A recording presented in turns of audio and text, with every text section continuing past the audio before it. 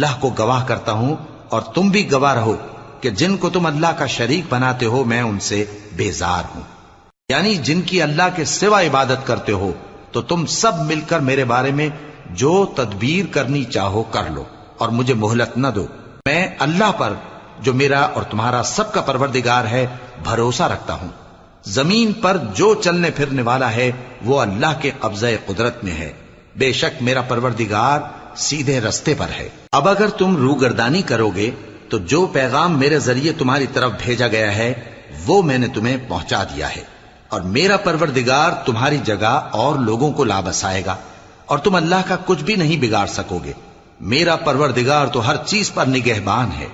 اور جب ہمارا حکم عذاب آ پہنچا تو ہم نے ہود کو اور جو لوگ ان کے ساتھ ایمان لائے تھے ان کو اپنی مہربانی سے بچا لیا اور انہیں عذاب شدید سے نجات دی۔ یہ وہی قوم عاد ہے